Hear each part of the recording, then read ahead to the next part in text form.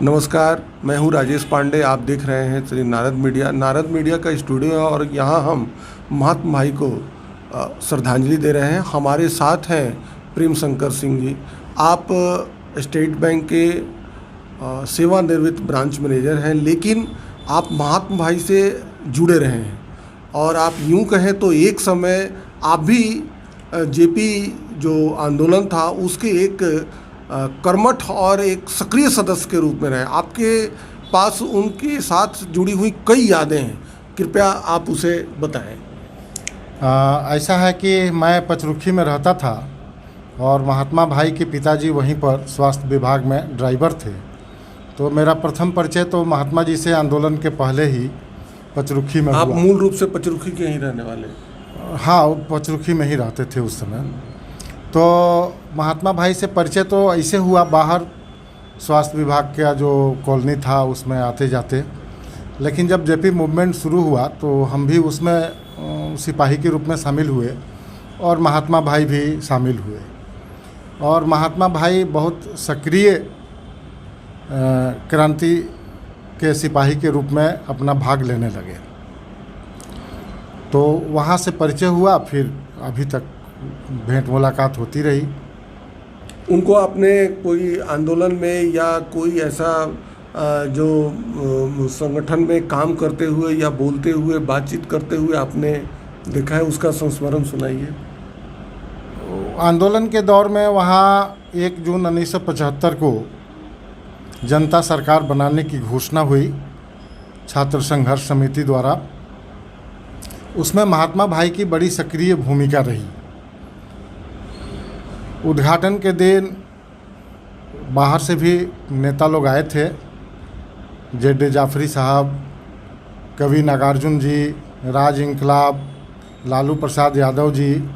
हालांकि लालू यादव जी गिरफ्तार नहीं हुए, वे वहाँ से कहीं चले गए, लेकिन सबसे पहले महात्मा भाई गिरफ्तार हुए और धीरे धीरे करके 41 लोगों की गिरफ्तारी हुई। मैं भी उस दिन गिरफ्तार नहीं हुआ, लेकिन उसके 3 दिन बाद 4 जून को पुलिस ने मुझे भी गिरफ्तार कर लिया। लेकिन उस समय तक ये जो 41 लोग थे ये सिवान से ट्रांसफ़र हो चुके थे छपरा जेल में, और मैं यहीं रहा। और उस समय मैं कॉलेज में था, तो पढ़ाई के नाम पर मेरी ज़मानत हो गई आपातकाल लागू होने से पहले। बाकी महात्मा भाई और दूसरे साथी लोग तो काफ़ी लंबी अवधि तक जेल में रहे, आपातकाल समाप्त होने के बाद ही छूटे। उस समय के लालू यादव और बाद के लालू यादव में कोई समानता देखते नहीं? तो पचरुखी का तो नहीं है। और आगे आप जब अपने सेवा क्षेत्र में जब आप बैंक में आए, तो जब आप बैंक में काम कर रहे होते थे तो उस समय भी महात्मा भाई आपसे कभी कभी मिलने आ जाया करते थे। उस समय का कुछ संस्मरण? जी हाँ, महात्मा भाई से मुलाकात तो होती ही रहती थी। कभी कभी बैंक में भी आते थे या फिर बैंक से बाहर भी मुलाकात हो जाती थी। तो महात्मा भाई अपने पूरे जीवन सामाजिक समस्याओं के लिए सक्रिय रहे। हर बार जब मुलाकात होती थी तो किसी न किसी समस्या, किसी न किसी आंदोलन की चर्चा करते थे। और सबसे बड़ी बात थी कि उनका किसी संगठन, यद्यपि वो समाजवादी विचारधारा के थे, लेकिन सामाजिक समस्या के लिए कोई भी संगठन आंदोलन कर रहा हो उसमें वो शामिल हो जाते थे। वहाँ उनको कोई विचारधारा से समस्या नहीं थी। तो पूरे जीवन पर्यंत वो सामाजिक समस्याओं के लिए अलग अलग मोर्चों पर, कभी जेपी की मूर्ति लगाने के लिए, कभी केंद्रीय विद्यालय के लिए स्थान खोजने के लिए, और भी छोटे छोटे मुद्दों पर आंदोलन और संघर्ष में शामिल रहे। उनका अपना व्यक्तिगत जीवन कुछ नहीं था, बिल्कुल सादा वस्त्र और सादगी से भरा विचार और सामाजिक समस्याओं से जूझने के लिए हमेशा तत्पर। आपको कभी कहा करते थे कि नहीं कि आप भी तो जेपी सेनानी हैं, आप इस क्षेत्र में कैसे चले आए और आपने ये क्या किया, आपको भी समाज सेवा करनी चाहिए? नहीं, ऐसा उन्होंने कभी नहीं कहा। चूँकि वो एक साधारण परिवार से आते थे, इसलिए पैसे की ज़रूरत को समझते थे कि नौकरी, हालांकि वो खुद तो पैसे के लिए कभी कुछ नहीं किए, बड़े राजनेताओं से संपर्क होने के बावजूद कभी अपने लिए कोई पद, किसी कमेटी की सदस्यता की चाह नहीं किए, लेकिन हमको उन्होंने कभी नहीं कहा कि नौकरी छोड़ के आंदोलन में शामिल होइए। आपने देखा कि प्रेम सर के पास उनकी कई ऐसी यादें हैं और सबसे बढ़ के आप पचरुखी के रहने वाले हैं और पचरुखी में उनके पिताजी स्वास्थ्य विभाग में काम किया करते थे।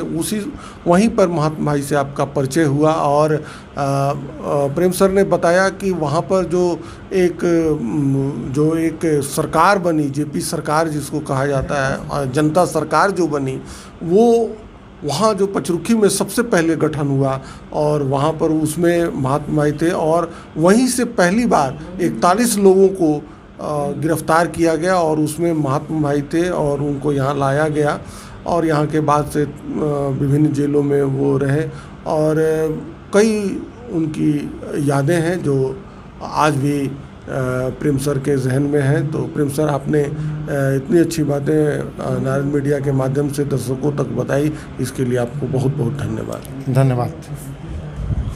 जी हाँ, JR कॉन्वेंट दोन में सत्र 20-21-22 के लिए नामांकन प्रारंभ। वर्ग नर्सरी से 11वीं तक। सा विद्या या विमुक्त है, विद्या वही है जो मुक्ति दिला दे। JR कॉन्वेंट इसी दिशा में एक सुनहरी सोच है। अज्ञानता, कष्ट, कलेश एवं दुर्भिक्ष आदि से आदमी को मुक्ति दिलाने हेतु ही JR कॉन्वेंट का निर्माण किया गया है। हमारे यहाँ आधुनिक संसाधनों से विद्यार्थियों का सर्वांगीण विकास कर उन्हें ज्ञान और विज्ञान में पारंगत किया जाता है ताकि वे कल अपना और देश का भी भविष्य उज्जवल कर सके। अब इसमें देर क्या है, आज ही अपने बच्चों का नामांकन JR कॉन्वेंट में यथाशीघ्र कराकर इसका लाभ उठाएं। इस विद्यालय की विशेषताएं: आधुनिक भवन परिसर में बड़े बड़े सभागृह और नाट्यशाला भी हैं। साइंस, सामाजिक विज्ञान, गणित, कंप्यूटर विषयों के लिए पूर्ण सुसज्जित प्रयोगशालाएं, 10,000 से अधिक पुस्तकों की सुसज्जित लाइब्रेरी। बंगाल, उड़ीसा, असम, उत्तर प्रदेश, बिहार के कुशल प्रशिक्षित शिक्षक, बृहद खेल का मैदान, ऑनलाइन एवं आधुनिक तकनीक के द्वारा पठन पाठन, स्मार्ट क्लास, इंटरनेट कनेक्शन। 5 एकड़ में फैले इस मनोहर परिसर में भांति भांति के पेड़ पौधों से बच्चों को पर्याप्त ऑक्सीजन मिलते हैं। वर्ग 9 और 11वीं के बच्चों के लिए विशेष सुविधा। प्रत्येक दिन जॉन इलियट ITI में डीजल इंजन, मैकेनिकल और इलेक्ट्रिकल ट्रेड का निःशुल्क ज्ञान दिया जाता है। यह ITI स्कूल परिसर में ही स्थित है। आज ही संपर्क करें। JR कॉन्वेंट, सुनीता विद्यानगरी 2, दरौली, सिवान, बिहार। Mobile number 7547045118 9576466461। आप सभी से निवेदन है कि एक बार विद्यालय का अवलोकन स्वयं को अभिभूत करने के लिए अवश्य करें।